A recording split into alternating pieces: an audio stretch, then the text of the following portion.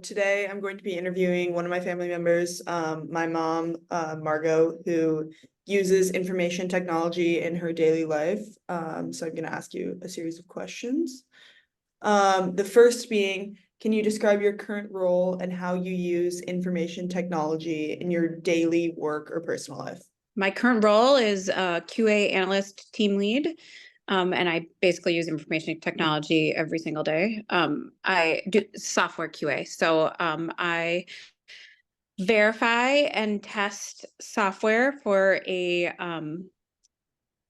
a UX company, I guess would be the way. It's a UX that people use for scheduling software, and I am in charge of making sure it works correctly. Nice. That is awesome.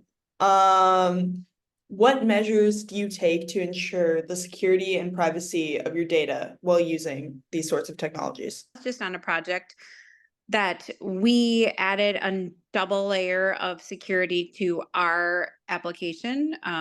So it was a reauth with step up. We basically added a step up auth token form of security for our program for sensitive areas. Interesting. And in your personal life, then I guess you could speak to like, how do you ensure the security and privacy of your data? Yep. I mean, I definitely accept cookies, which I don't know, if that's a good idea or not.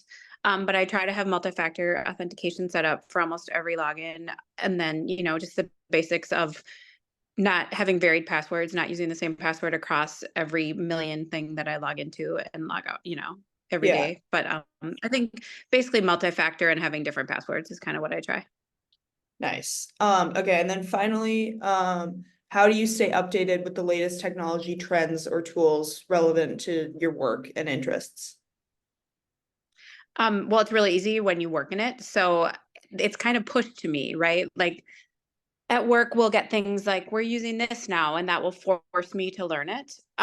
Or we'll get, this, we're being forced to upgrade to this software, this security methodology. And so I don't really have a choice. I have to learn it. Mhm. One of the things I think we do, to go back to your previous thing, I think this was a bigger thing, is like we use Okta for a lot of our logins, and that like holds all our passwords and keeps us more secure.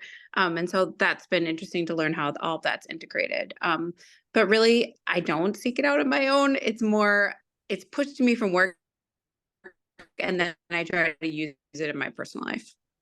Gotcha. All right. Well, thank you so much for taking the time to answer some questions for me. Yeah. No problem. Reflecting on the interview I just conducted with my mom, who is a QA analyst in her current role.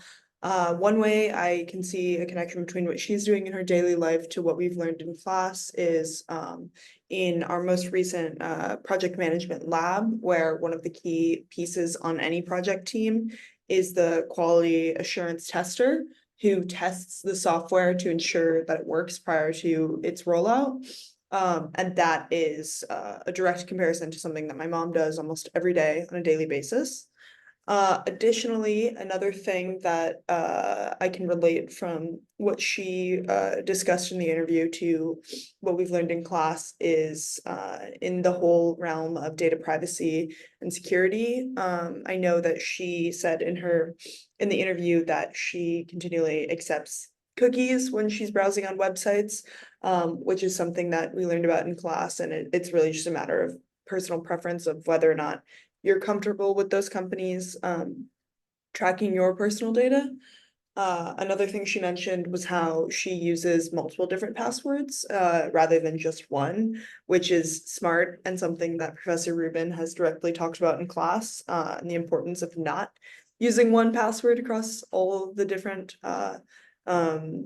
areas of your digital life.